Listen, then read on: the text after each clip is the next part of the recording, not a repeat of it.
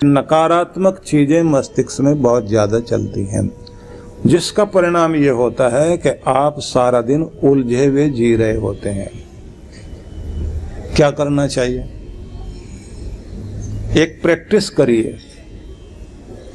जिन विचारों से आपकी प्रगति होती हो उन्हीं विचारों को मस्तिष्क में रहने दीजिए, और जिन विचारों से आपकी प्रगति रुकती हो उन विचारों को बहुत जल्दी डिलीट करते चले जाइए। आपका मस्तिष्क जो है भरा नहीं रहना चाहिए, इसे जल्दी जल्दी खाली किया करो।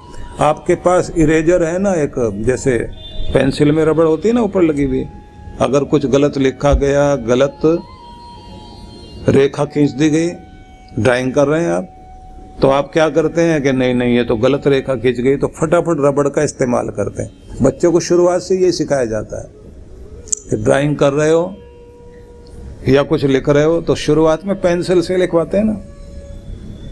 पेंसिल से लिखवाते हैं इसलिए क्योंकि लिखते समय गलतियां होंगी, तो गलत को जल्दी से जल्दी मिटा दीजिए और सही को 2 बार 3 बार पेंसिल उसमें चला करके उसे और गहरा कर दीजिए कि ये सही है, और उसे उभारिए। तो आपने भी यही करना।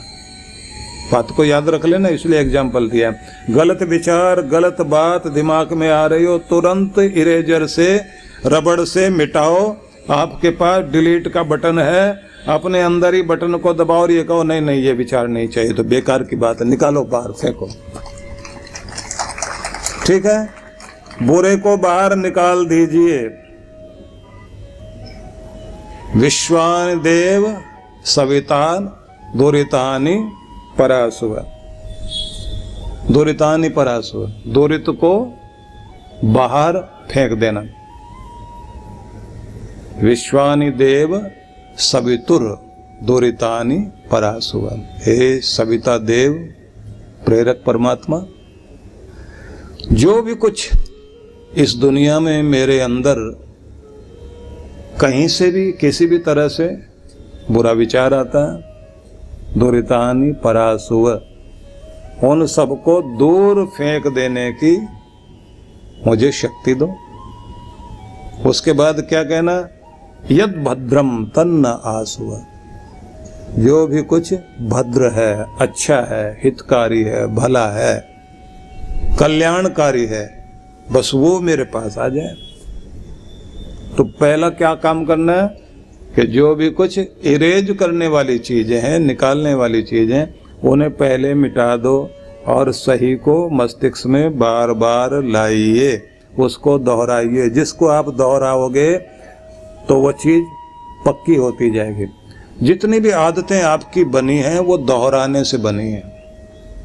अगर बुराई को दोहराते चले गए तो बुरी आदतें बन गई, और अच्छाई को दोहराते चले गए तो अच्छी आदत बन गई। मुस्कुराने की आदत को दोहराते चले जाइए, मुस्कुराहट परमानेंट हो जाएगी। तो थोड़ा मुस्कुरा के दिखाओ ना मुझे, अभी भी मुंह लटका के मुस्कुरा रहे हैं।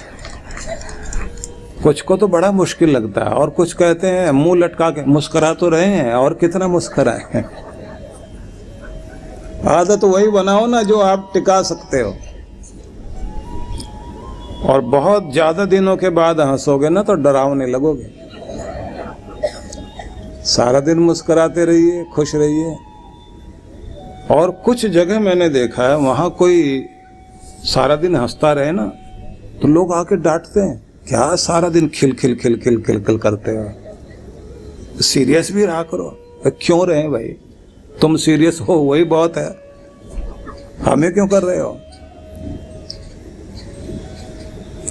तो जिस चीज को आप सारा दिन दोहराओगे वो आदत में शामिल हो जाएगी। चिंता को दोहराया तो चिंता परमानेंट, मुस्कुराहट को दोहराया तो मुस्कुराहट परमानेंट हो जाएगी, और शांत रहने को दोहराया तो शांति परमानेंट हो जाएगी। और माथा पीटने की आदत बना ली तो परमानेंट आप वही हो जाओगे। कोई नहीं ऐसा होना चाहिए। और जिसके चेहरे पर हर समय उदासी, बुरी बुरी बातें, मनुष्यत इसी का तो नाम है।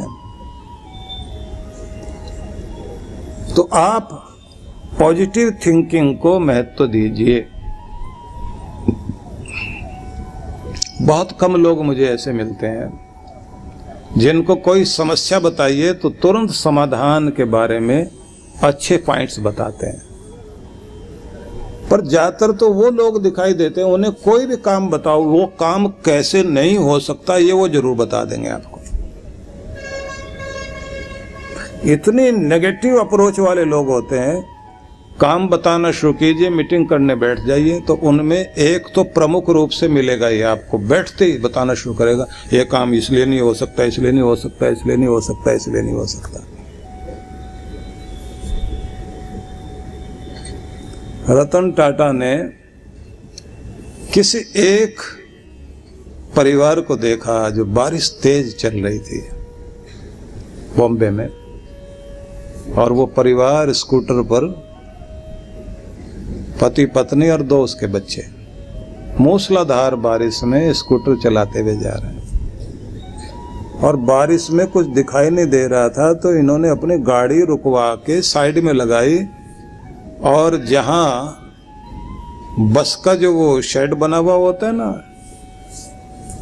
वहां पर वो जो बस स्टॉप पर वहां जाके खड़े हो गए। उन्होंने देखा कि एक परिवार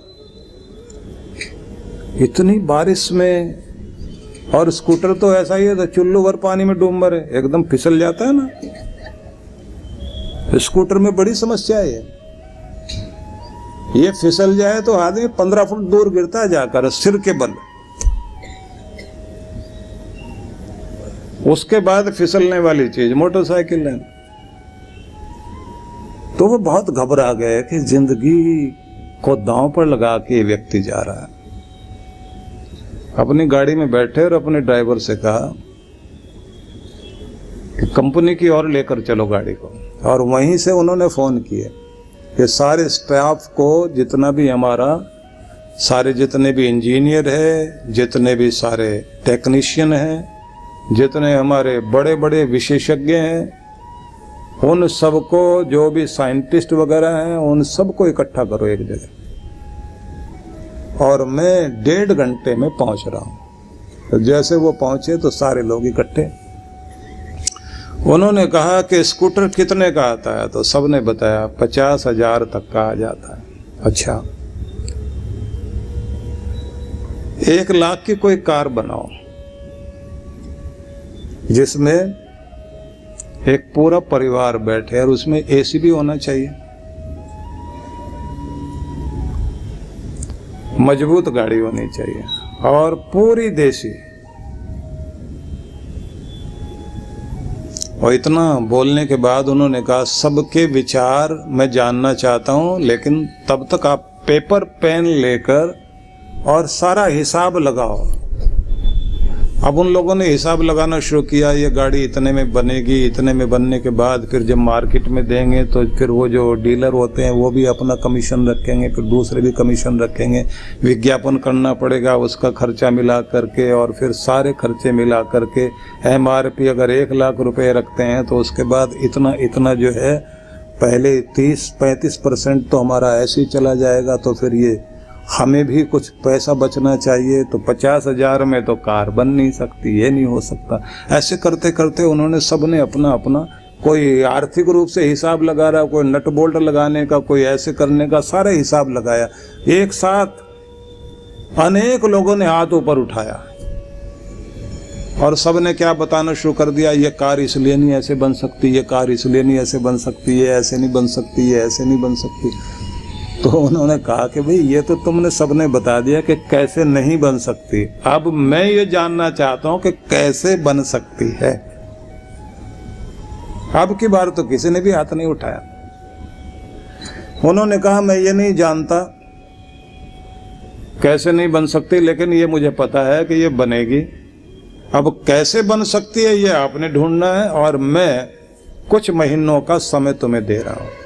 2 बार 3 बार इसी तरह से वो बोलते रहे कि नहीं बन सकती, 2-3 महीने बाद भी।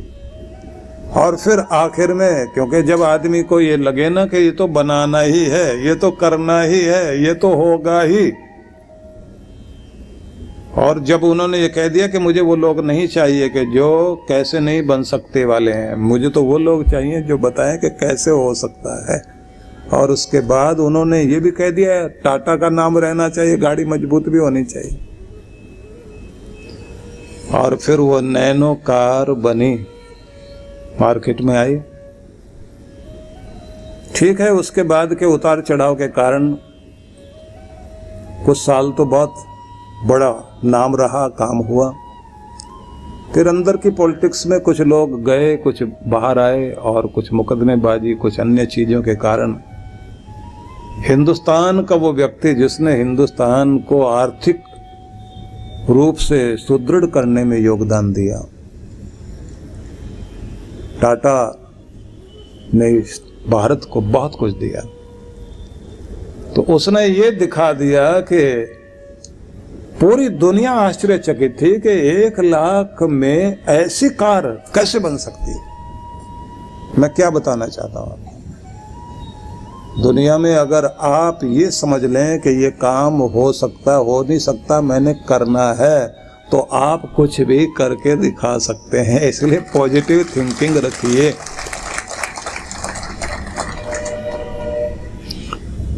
नहीं हो सकता ये तो आसानी से कोई भी बोल देगा, हो सकता है, और हो सकता ही नहीं, होगा। ये जिसने निश्चय कर लिया वही दुनिया में कुछ करते हैं। तो आज से आप क्या हो सकता है नहीं, क्या करना है मैंने और कैसे उसे पूरा करके ही छोड़ना है, ये पक्का इरादा करना शुरू करिए। वो आदत बनानी पड़ेगी आपको। दूसरे कर लेते होंगे साहब मेरे बस का तो है नहीं, ये कहना भी छोड़ दीजिए। दूसरे क्या और मिट्टी के बने हुए हैं? जिन हाथों से भगवान ने दूसरों को बनाया उन्हीं हाथों से आपकी भी रचना की है। जो गुण उनको दिए हैं वही गुण आपको भी दिए गए हैं। लेकिन एक बात जरूर ध्यान रख लीजिए, चिंतन करना सीख जाओ, सही ढंग से खुद से मीटिंग करना सीख जाओ। अगर सही ढंग से खुद से मीटिंग करना सीखोगे तो भगवान कृपा करेंगे, नहीं तो नहीं। हम करते क्या हैं? हम करते हैं चिंता, और चिंता है दीमक, और दीमक जिसको लग गई तो उसको खोखला करके छोड़ेगी। और ये चिंता की दीमक रात दिन ऐसे काम करती है जैसे इनको ठेके पर काम दे दिया हो कि ये पेड़ तो खोखला करना ही करना है। इतनी ताकत से काम करती है, कोई पैसा नहीं मिलता उनको, डंडा लेके पीछे नहीं कोई आ रहा, बड़े से बड़े पेड़ को खोखला करके डाल देती है। चिंता भी ऐसे रात दिन लगी रहती है।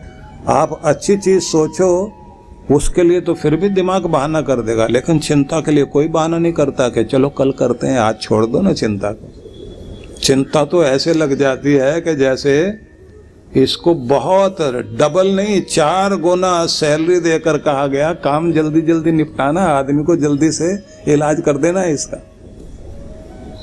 ऐसे लग जाती पीछे। कोई महात्मा चले जा रहे थे, जल्दी जल्दी जा रहे थे बस्ती की तरफ जाने के लिए, क्योंकि आसमान में बादल उमड़ घुमड़ रहे थे, तो सांझ का समय था। और जैसे वो अपने गांव के नज़दीक जाने लगे, बिजलियां कड़कने लगी और बहुत तेज बारिश होने लगी, और उन्होंने देखा सामने एक शमशान घाट है। वहां एक शेड के नीचे जाके खड़े हो गए। बादल गरज रहे हैं, तेज हवाएं चल रही हैं, तो उनको चिता से आवाजें सुनाई दी।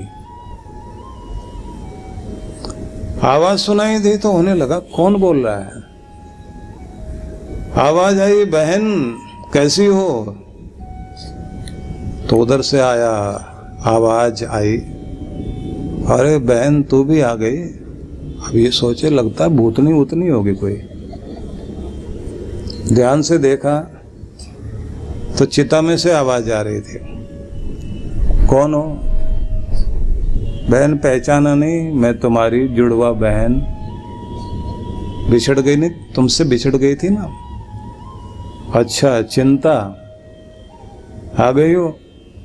दोनों बात कर रहे हैं। तो इतने दिनों में क्या करती रही? तो चिंता कहती है तुम क्या करती रही? बोले हम तो वही काम करते हैं जो रोज करते हैं, मुर्दे को जला देते हैं। तुम क्या करते हो? बोले हम जीते को जलाते हैं। दोनों बहनें वही काम कर रही हैं, निकल कर गई भी हैं। अब दोनों अपनी अपनी महिमा बताना शुरू कर रही हैं। चिंता कहती है तू क्या करती है? बोले एक बार में जला के राख कर देती हूँ। बोले अच्छा, बस एक बार में? मैं तो रोज रोज जलाती हूँ। ऐसी धीमी आंच जला के रखती हूँ, ना सोने देती हूँ, ना जागने देती हूँ, ना खाने देती हूँ। कोई भी आदमी बैठा हुआ हो हर समय सुलगता रहेगा। मैं मजा ज्यादा लेती हूँ। मेरी शक्ति तो बहुत अच्छी है। वो कहती हम तो एक बार में जला देते हैं। बोले हम तो बार बार जलाते हैं। इसने कहा कि मैं एक बार में आदमी को विदा कर देती हूँ। बोले तुम तो मजा लेना नहीं जानते, हम तो जकड़े रखते हैं, ना मरने देते ना जीने देते। बोले मैं आंसू डाल देती हूँ सारे परिवार पर। पहले तो जाने वाला ही आखिर में जब जाता है उसके आंख में आंसू आ जाते हैं जब छोड़ रहा होता है। उसके बाद उसके सारे लोग। बोले ना मैं आंसू बहने देती। चिंता कहती है ना मुस्कुराने देती। मैं तो अंदर अंदर से ही उसे ऐसा कर देती हूँ। आंसू तो उसके होते हैं लेकिन अंदर चल रहे होते हैं। दोनों अपनी महिमा कह रही हैं। अब महात्मा जी सुन रहे हैं। बोले बहुत बुरे फंसे आज इन दोनों के बारे में सुन तो रहे हैं, लेकिन देखो बेचारे लोग कैसे रहते होंगे, कैसे जीते होंगे। आ गई हो? दोनों बात कर रहे हैं। तो इतने दिनों में क्या करती रही? तो चिंता कहती है तुम क्या करती रही? बोले हम तो वही काम करते हैं जो रोज करते हैं, मुर्दे को जला देते हैं। तुम क्या करते हो? बोले हम जीते को जलाते हैं। दोनों बहनें वही काम कर रही हैं, निकल कर गई भी हैं। अब दोनों अपनी अपनी महिमा बताना शुरू कर रही हैं। चिंता कहती है तू क्या करती है? बोले एक बार में जला के राख कर देती हूँ। बोले अच्छा, बस एक बार में? मैं तो रोज रोज जलाती हूँ। ऐसी धीमी आंच जला के रखती हूँ, ना सोने देती हूँ, ना जागने देती हूँ, ना खाने देती हूँ। कोई भी आदमी बैठा हुआ हो हर समय सुलगता रहेगा। मैं मजा ज्यादा लेती हूँ। मेरी शक्ति तो बहुत अच्छी है। वो कहती हम तो एक बार में जला देते हैं। बोले हम तो बार बार जलाते हैं। इसने कहा कि मैं एक बार में आदमी को विदा कर देती हूँ। बोले तुम तो मजा लेना नहीं जानते, हम तो जकड़े रखते हैं, ना मरने देते ना जीने देते। बोले मैं आंसू डाल देती हूँ सारे परिवार पर। पहले तो जाने वाला ही आखिर में जब जाता है उसके आंख में आंसू आ जाते हैं जब छोड़ रहा होता है। उसके बाद उसके सारे लोग। बोले ना मैं आंसू बहने देती। चिंता कहती है ना मुस्कुराने देती। मैं तो अंदर अंदर से ही उसे ऐसा कर देती हूँ। आंसू तो उसके होते हैं लेकिन अंदर चल रहे होते हैं। दोनों अपनी महिमा कह रही हैं। अब महात्मा जी सुन रहे हैं। बोले बहुत बुरे फंसे आज इन दोनों के बारे में सुन तो रहे हैं, लेकिन देखो बेचारे लोग कैसे रहते होंगे, कैसे जीते होंगे। तो चिंता कहती है बहन तू किसी के साथ है? बोले मैं तो किसी के साथ नहीं रहती, एक बार में ही साथ छुड़ा देती हूँ। चिंता कहती पर बहन मैं सबका साथ देती हूँ, थोड़ी सी होश संभाल ले कोई। और बूढ़े बूढ़े आदमी को तो इतनी चिंता देती हूँ, इतना उसका काम करती हूँ, सारा दिन माथे पे हाथ रख के बैठा रहता है, बस उसके माथे पर हम ही तो रहते हैं। तू तो मृत्यु से जुड़ी है, चिंता कहती है। बहन तू चिता से कह रही ना चिंता, तो मौत से जुड़ी है, मैं जिंदगी से जुड़ी हूं। चिता बहन तो आखिरी सत्य है, लेकिन मैं प्रथम सत्य हूं कि हर एक के साथ मैं आती जरूर हूं। ये अलग बात है कि कुछ कुछ लोग होते हैं जो मुझे ज्यादा देर टिकने नहीं देते, जिसे आंधियां ना तोड़ पाए उसे मैं तोड़ देती हूँ, जिसे तूफान ना उखाड़ पाए उसे मैं उखाड़ देती हूँ, जिसकी हरियाली को गर्मी भी नहीं सुखा पाए उसके चेहरे की मुस्कुराहट को मैं सुखा देती हूँ, और जिसकी नींद को दुनिया में कोई न छीन पाए उसकी नींद को भी मैं छीन लेती हूँ। देखने में मैं दिखाई नहीं देती, लेकिन मेरा मारा हुआ हर आदमी दिखाई देता है। चिता ने कहा बहन मैं तो यहीं पड़ी रह गई, तूने तो बहुत बड़ा साम्राज्य बना लिया, लेकिन हम दोनों से बचाता कौन है किसी को? बोले वो जो महात्मा बैठे ना बाहर छुप के सुन रहे हैं हम लोगों की बात, उनके पास एक जड़ी है। कहा वो जड़ी क्या है? बोले ये नाम दान बांटते घूमते हैं कि जिह्वा पर नाम ले आओ, हम दोनों का इलाज हो जाता है। हम दोनों का इलाज ये कर देते हैं कि शरीर भी मिट जाए आदमी का तो नाम रहेगा उसका, और जब तक जिंदा रहेगा तब तक इस दुनिया में वो चिंतन तो करेगा, चिंता नहीं करेगा। इसलिए ये नाम ही कल्याण कर सकता है। नाम दान लेकर नाम जपे, नाम सिमरन करे तो व्यक्ति का कल्याण हो।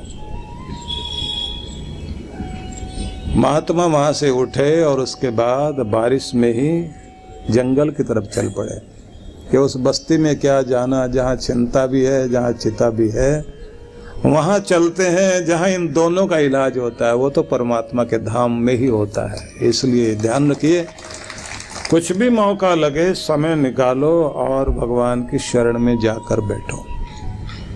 सुबह भी शाम भी, भोजन करते समय भी, अपनी दुकान की शुरुआत करते समय भी, और दुकान का द्वार बंद करके जब घर लौटने लगते हैं तो भगवान को कह दो हाथ जोड़कर आज की ड्यूटी पूरी हो गई, तेरी नौकरी पूरी कर दी, अब अपने घर जाते हैं।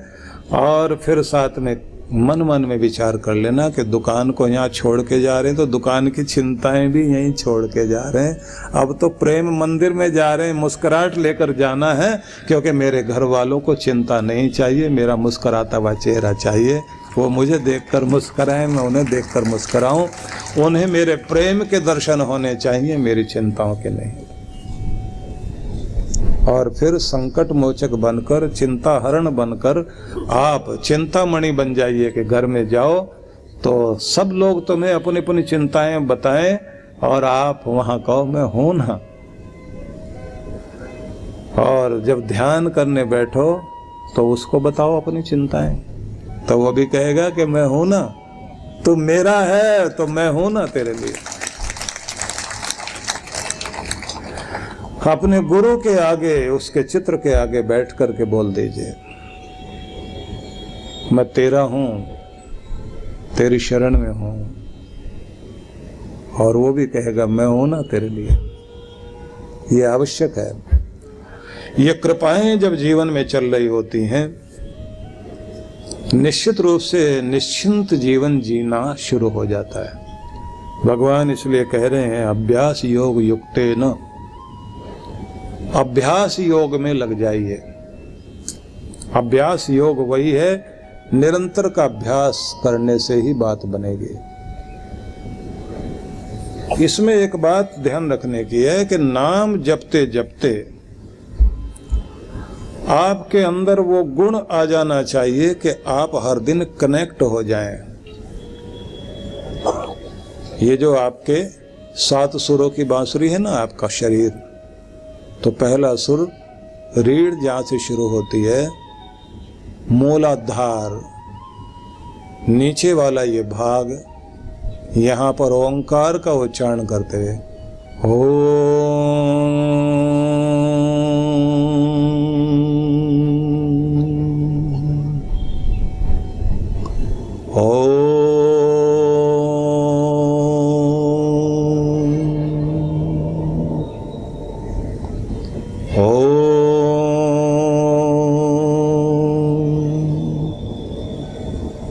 तो पृथ्वी से जुड़े बैठे हो तो वाइब्रेशन शरीर के निचले हिस्से में अनुभव करो और अनुभव करो शांत, निश्चिंत, बेफिक्र, कृपाओं से युक्त मैं हो रहा हूं।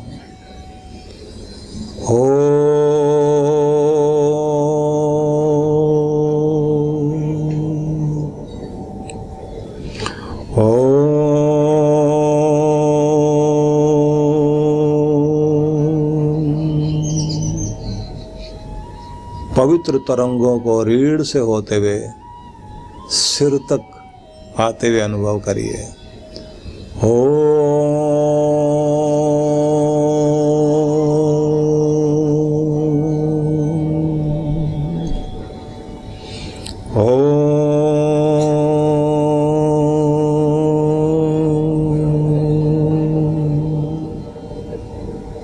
पवित्र हो रहा हूँ, शांत हो रहा हूँ, निर्भय हो रहा हूँ,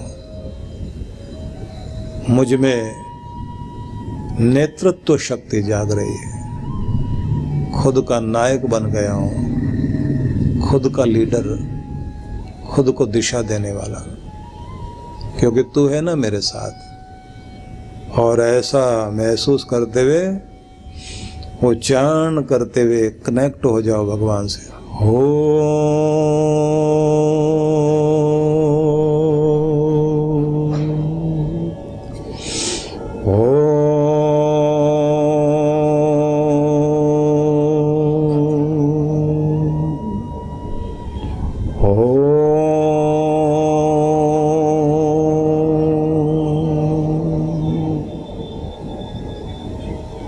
गणाधिपतये नमः।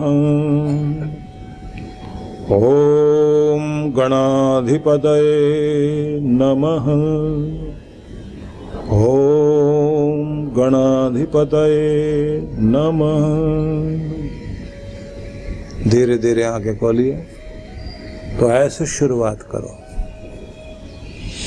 गणपति भगवान को प्रणाम करते हुए और विनायक वाले स्वरूप को अपने अंदर जगाओ कि मैं खुद का नेता, खुद का नायक, खुद का लीडर बन रहा हूँ, अपने को दिशा देने वाला। और अभ्यास करते हुए युक्त हो जाओ, कनेक्ट हो जाओ भगवान से।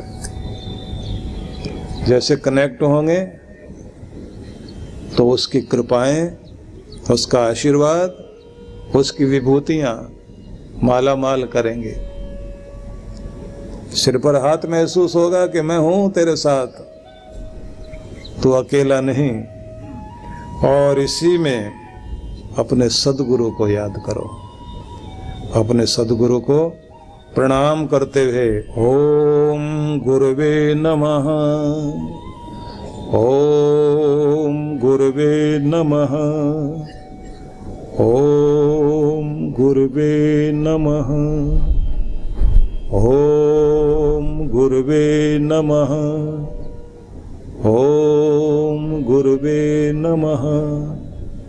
और जैसे किसी अपने को, बहुत अपने को प्यार से याद करने से चेहरे पर खुशी और दिल में चैन आ जाता है, ऐसे अपने सद्गुरु को याद करके खुश हो जाइए कि मैंने उन्हें याद किया है जो सदा मेरा भला करते हैं, सदा मेरा कल्याण करते हैं।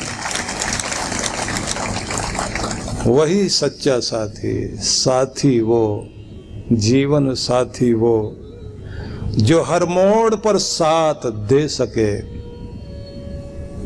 साथी वो, जीवन साथी वो जो हर मोड़ पर साथ दे, आसान सफर हो जाए और जिंदगी को इतना प्यार दे। आसान सफर हो जाए जिंदगी को जो इतना प्यार दे कि आपकी जिंदगी आसान बन जाए। ऐसे जो आपको प्यार करे, ऐसे अपने सद्गुरु को हाथ जोड़कर प्रणाम करना और बार बार दोहरा कर बोलना, ओम गुरुवे नमः, ओम गुरुवे नमः, ओम गुरुवे नमः। और चेहरे पर आनंद का भाव, अपने संकट मोचक को याद करके खुश होइए। भगवान का भी नाम लेते समय जब जिह्वा पर नाम आए तो ऐसा लगना चाहिए कि अब वो नाम, जैसे अचानक दुख से परेशान व्यक्ति को कोई कहे ना कि तुम्हारा डॉक्टर बस आने ही वाला है, और जैसे डॉक्टर दरवाजे पर हो तो सब एक साथ बोलते हैं ना, आ गए हैं, आ गए हैं। तो आप भी जैसे जिह्वा पर सदगुरु का नाम लें, भगवान का नाम लें, तो ये याद करो कि मेरा तारणहार, मेरा संकट मोचक आ गया है, कृपा करने वाला आ गया है। और उसमें कृपा महसूस होगी। क्रिश्चियंस में उनके जो उपदेशक होते हैं, प्रीचर होते हैं, उनको सिखाने के लिए ट्रेनिंग चल रही थी। तो उनके जो उस्ताद थे वो ये बताते जा रहे थे, देखो जब भगवान की चर्चा करो तब एकदम शांत हो जाना, प्रेम चेहरे पर ले आना, करुणा से भरपूर हो जाना। लगना चाहिए कि भगवान का जिक्र करते करते तुम्हारे अंदर होलीनेस महसूस हो रही, पवित्रता महसूस हो रही। और जब तुम स्वर्ग की, हेवन की बात करो तो बहुत खुश हो जाना, एकदम चेहरे पर आनंद का भाव, ऐसा हाथ करना और इतने आनंद में आ जाना। हेवन की बात हो रही है, स्वर्ग की बात हो रही है, चेहरे पर स्वर्ग दिखाई देना चाहिए, एकदम खुशहाल। उनमें से एक खड़ा हो गया, बोले जी अगर नरक की बात करनी है फिर क्या करना है? बोले फिर कुछ भी नहीं करना, जैसा तेरा चेहरा है वैसा ही बनाए रखना, पता लग जाएगा नरक है इसके चेहरे पर, फिर क्या करना है? ऐसे ही रहो बस, क्योंकि हर पल नरक में तो हो ही तुम। तो अपनी बुरी हालत से अच्छी हालत में आने के लिए जब उसकी चर्चा करते हो तो उसके आनंद को महसूस करिए और फिर नाम जपिए, देखो क्या कमाल होता है।